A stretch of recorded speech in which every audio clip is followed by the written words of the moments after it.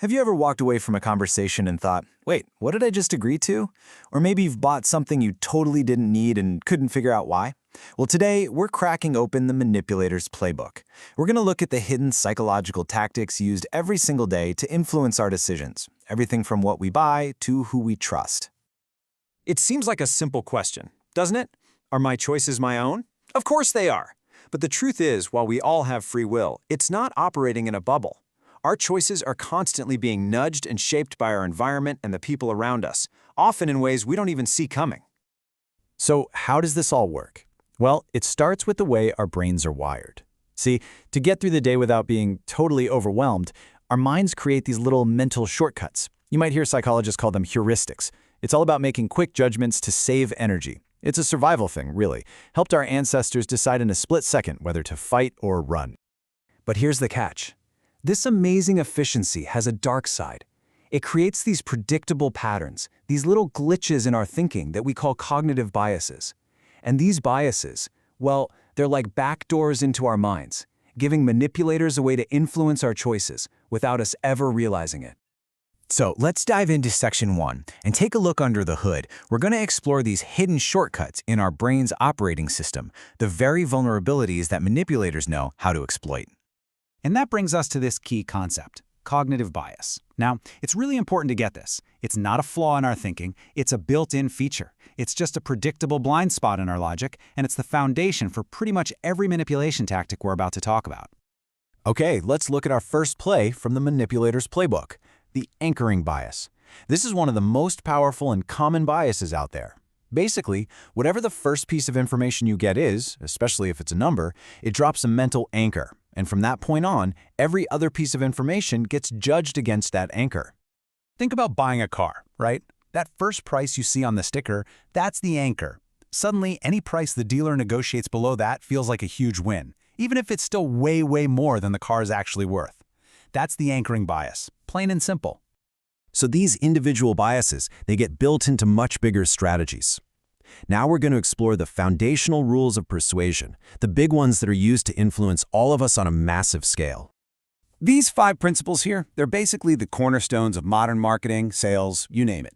They're designed to tap directly into those mental shortcuts we were just talking about. Let's break down a few of the biggest ones you probably see every single day. First up, scarcity. You see this everywhere. Limited time offer. Only 3 left in stock. Last chance. This tactic works because it triggers our deep-seated fear of missing out, FOMO. The idea that we might lose an opportunity makes that opportunity seem way more valuable, and it pushes us to act fast without really thinking it through. Next, we've got social proof. You know, when we're not sure what to do, what's our first instinct? We look around to see what everyone else is doing. It's a mental shortcut that basically says, hey, if tons of people are doing it, it must be the right thing to do. This is exactly why online reviews and testimonials are so powerful. And then there's authority. From the time we're kids, we're taught to respect and listen to authority figures. That's why advertisers will put a doctor or an expert or even just an actor in a lab coat in their commercials. That symbol of authority often lets them bypass our critical thinking altogether. Okay, now we're going to shift gears. We're moving away from mass persuasion and into the more personal, more hidden tactics that are used in one-on-one situations. These are the real power moves you might see in relationships, in negotiations, or even in more extreme situations. So here are 2 classic techniques that are basically opposites, but they both work like a charm. First, you've got the foot in the door. They start by getting you to say yes to a tiny, easy request. Once you've done that, it's psychologically much harder to say no to the bigger thing they really wanted.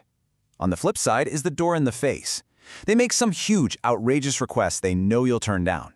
That way, when they follow up with their real, smaller request, it seems totally reasonable in comparison. Now, this is one of the most insidious, most damaging tactics out there. Gaslighting is a slow, sustained effort to completely wear down someone's sense of reality. The goal isn't just to win an argument, it's to create so much self-doubt that the victim starts to question their own memory, their own sanity, which makes them more and more dependent on the manipulator. You've seen this in a million movies, but it is a very real psychological strategy. The quick switch from hostile to friendly throws a person's brain completely off balance. That confusion, that stress, it makes them vulnerable and desperate for the relief the good cop is offering, making it way more likely they'll just give in. Okay, so knowing the playbook is one thing, But it's pretty useless if you can't spot the players on the field, right? So now, let's talk about the red flags, the actual warning signs that tell you that you might be dealing with a manipulator. You've got to pay close attention to these behaviors. Isolation is a huge one because it cuts off your support system. Constantly undermining your confidence makes you rely on them for your sense of self-worth. Financial control creates a literal physical dependency. And that constant moodiness, that's a way to keep you walking on eggshells, always anxious and trying to please them. Okay, let's get to the most important part of this whole explainer. How do you actually defend yourself? In this final section, we're going to build your personal defense strategy to fight back against these manipulative tactics. Think of this four-step approach as your shield. First, act quickly. The moment you see a red flag, address it. Don't wait. Second, question motives. Don't be afraid to ask why someone is pushing you or what's in it for them. Third, control your emotions. Manipulators love to get a strong emotional reaction, so stay as level-headed as you can. And finally, always do your homework. Check their stories, look for holes, and be suspicious of secrecy. But, at the end of the day, your best defense isn't some tactic you learn. It's internal. It's about building up your mental and emotional resilience. That means paying attention to your gut feelings, learning from your experiences, and really developing a strong sense of who you are. When you trust your own judgment, you become a much, much harder target. And this is where the real work begins. Self-reflection is your most powerful tool. You need to start asking yourself the tough questions about the people in your life.